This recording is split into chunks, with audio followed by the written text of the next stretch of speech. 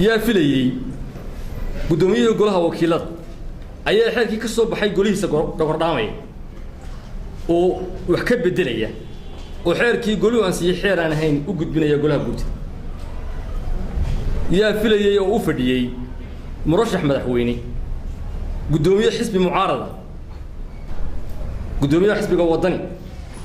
إنه حركي يقولوه يسكر راعي أنتوا أقل موضوع لقلوا وفينوس قشتوا وكدوا الفيقروا ودستور تشمين وخيام قرن ووربحين يدقنين عرو نفتي سكاكا وربحيي قفكا ويهي إيا سيدا أور رابو بريونو يدين حكم سيدا أور رابو بريونو يدين حكم قفكا مسؤول كاي سيدا يدبا وحوس برا شعب كيسي انت هيو حلكا صاري أما حلكا قرن أو قعنتكو هيو إساقا نفتي سا برا شعب كيسي هدي قدوميها يقول نودي إن dadweynaha reer Soomaaliland baranayaan marka uu madaxweyne noqdo sida uu hindisay arinku sidaas ma mudane Ciro gudoomiyaha golaha wakiiladu murashaxa xisbiga wadani gudoomiyaha xisbiga wadani waxa uu golaha ka sameeyay waa barmadow oo ku taala oo shacabku ku qiimeyn doono Soomaalidu waxay ku maahmaada ninka marxaati beenala ku fura waxaad ogaataa oo aad ogaatay inuu yahay qooriye xiradiyo baad oo baritu daamini mis illa marxaati beenal way yacda marxaati beenale ayuu ku furay arinku waa cad yahay falaadhig la galasho kaaga ma goodo 16kii bisha tobnaad 14kii golaha guurtidu warqad buu u soo qoray gudoomiye Cire taas oo cadaynaysa in wax isdaba marini dhacday loona baahan yahay in la saxo taasa waxay cadaynaysaa oo dadweynaha ay u cadaynay waxa aanu ka hadlaynaa inaanay ahayn waxaanu iska leenahay warqadani waa warqada ka soo baxday golaha guurtidu waana din aqriyay waa warqada asluubaysan ee xildhibaankayga horeeyay sheegay waa warqad muujinaysa in khiyaamo qaran dhacday أنا والله قبل ما هدنقة حلبان كي هوري وقولها قلت دو يهي قول قرن قول مسؤول قول هين وأن ليلي هين مركي أركان وحن دعي أنت أي قرن ليجيين وحي يسكت يعني إنا أرنت حليان قدوميها يقولوا عقل عليا ورغد أنا خريو أنت أنا متعذبين ورغد واحد كسرعتها قدوميها قولها وكيلات وجدوا وحكي بدل كي كابيس تحير كدي وقلت عد بحياش حير نمبر 37 2007 مدن القدومي وحكي بدل كي كابيس تحير كدي وقلت عد بحياش حير نمبر 37 إياد قولها أسوق بسين كنا اللي فاقن هالكني يكي إياد قولها كعنس حسين فرق أيا ودحيا سيدا كوعد قضب كتودبات فقردي صلوات قضب كشان يلباتنات قضب كل حلباتنات واحد حسين صدح قضب oo lagu galgashay oo macnahooda la bedelay oo wax lagu daray oo wax laga tuuray iyadoo ay ka badan yihiin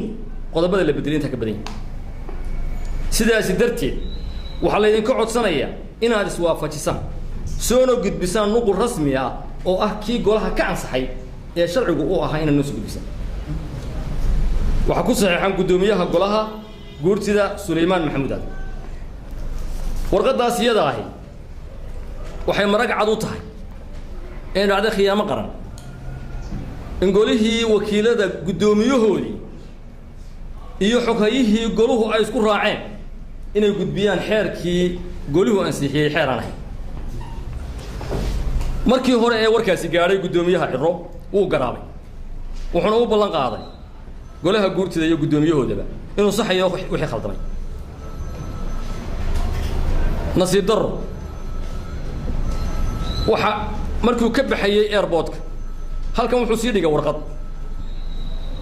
ka duwan wixii uu ku ballan qaaday oo golihii guurtida ku canaananayo xeerkii mar labaad ku cilinayo oo uu leeyahay raac procedure-ka guudiyay waxay noo dhaxaysa guurtii iyo qodobkaas noo dhaxayay wuxuu kale oo ka yiri airportka markuu baxayna guurtida waa duray wuxuu ku durana dib baan ka sheegi doonaa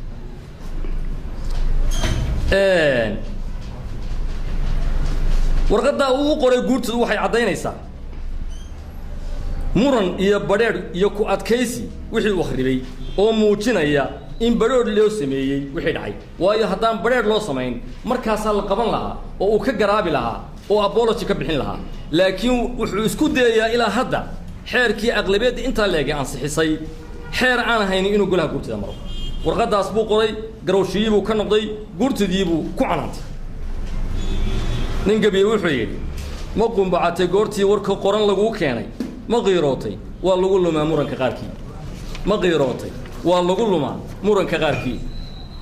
wuxuuba ku andacooday waxaan laga filay wuxuu ceebeeyey oo eedeeyey golihii guurtida hadalkiisii uu ka jeediyey maalintuu baxayey oo aan sidiisa u soo minguuriyey wuxuu guddoomiye cirro ku tiraabay guurtidu xeerka way soo celisay sabab kasta ha ahaatee ama xukuumaddu ha u sheegto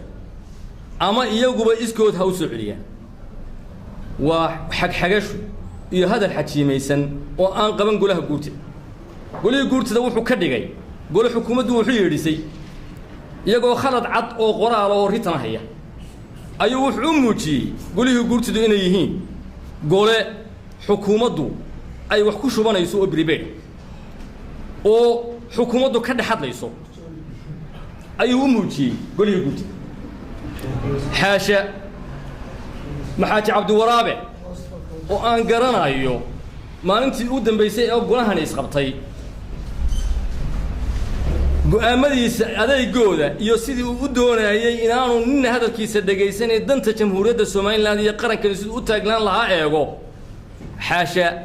inuu markaa xeer uu isagu soo qoray oo uu doonayo inuu go'a saaro in lagu ceebeeyo oo la yidhaahdo haddii ilaahay qadaro xukuumadda ayaa idinka dhex hadlaysa hadalkaa waxaa ka horreeyey oo golaha guurtidu aanu ka jawaabin oo ay waayeelnimo ka muujiyeen oo ka dulqaateen markii uu joogay guddoomiye cirro gebile ee warku gaadhay in xeerkii la soo celiyey ma hubsan wuxuu yidhi doorashadaa dib loogu dhigaya golaha guurtidana waxaa lagu yidhi golahana xidha xeerkana celiya bal xaashe ee waxaa bal hadda fiiriyo soo eega golaha guurtiduna ila waa gaadiidoo wahayina waxay yidhaahdeen markii warkaasi soo gaadhay war iska daayaya wuxuu doonaha yidhaahdee carabki wuxuu yidhi ninkii carabka ahaynaya guriga tuugta damca inay ka xadaan waxay yidhaaheen sheekhow day bisha waxay rabaan dukaan ka soo baxa xagga dambe ka wareegaa dukaanka xadaan wuxuu adar bishu horteeda way iman war cirro wuxuu sameeyey wax go' la saari karayo maahay hortiisa iman doonaane wuxuu doonaha yidhaahee guurtu yay jawaabin manay jawaabin ilaa hadda may jawaabin soomaalidu waxay tidhaahdaa xikmad soomaaliyeedba waxay tidhaahdaa nin samraa sadkii hela saadaasha khayr kale samahay barhkii tahay hadallada xajiimaysan ee xisbiyada mucaaradka ay ku dhawaaqaan ee uu ka kow yahay guddoomiyahayagu waxay muujinaysaa samir darro waxay muujinaysaa saadaal aan khayr lahayn bay muujinaysaa waa la ba'aya haddii doorashadu dib loo caynka falaysa sidana la falaya waxay isweydiin leh nin gabiye baa wuxuu yidhi nin baa sida maroodiga wax leeg aan isku ogeyn takartaa nin kale saaran buu fira ku arkay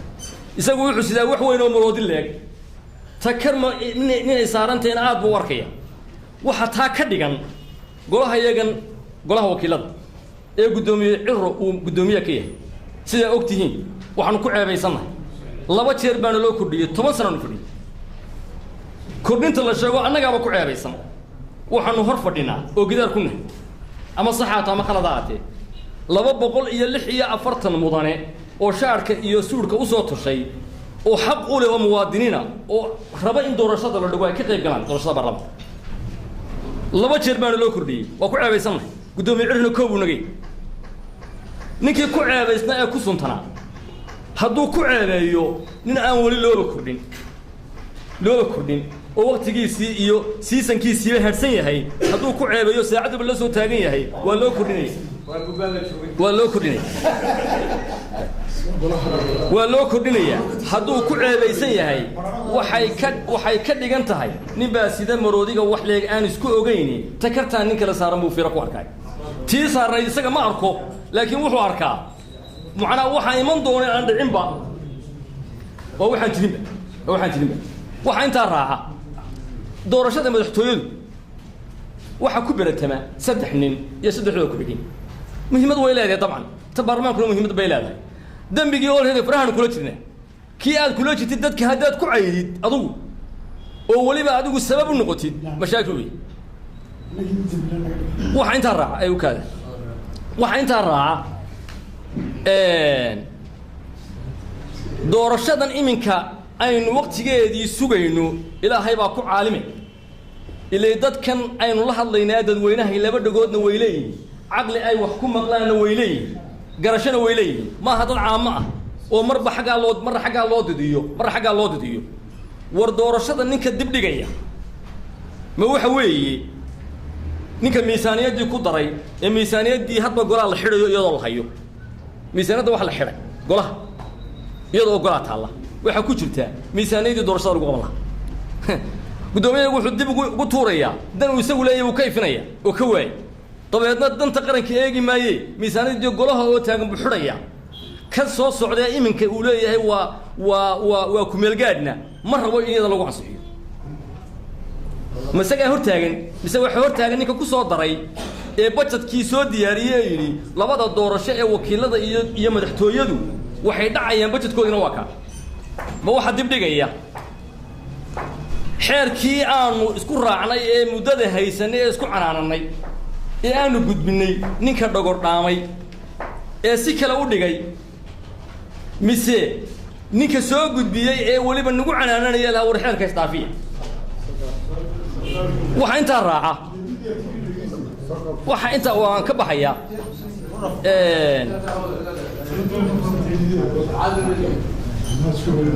waxa inta raaca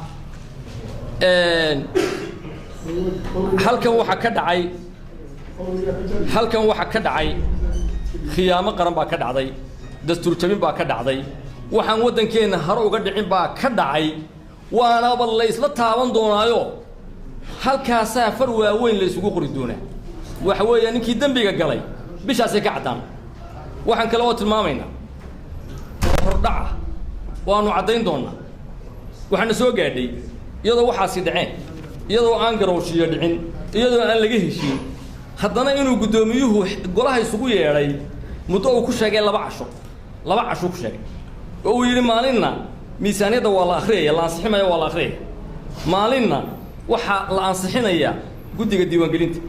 oo haddii golihiiba uu isugu yeeray oo waxa intan leegi dhiceen oo aan lagaga hadlayn oo miisaaniyadii qaranka aan lagu ansixinayn waxaanu leenahay halkan khiyaamadan qaran ee dhacday inaga oo ka wada hadalla mooyaa golaha haddii la furo waxa koowaad imanaya waa impeachment-kaaga waxa koowaad imanaya waa impeachment-kaaga weeye waayo wixii lagu impeach karayn lahaa ee xilka lagaaga qaadi lahaa ayaad ku kacday adoo iska maydha oo banaanka soo dhiga mooyaane haddaad isku daydo gole inaad hogaamiso ku talagal in lagu impeach karaynayo wabillahi tawfiiq.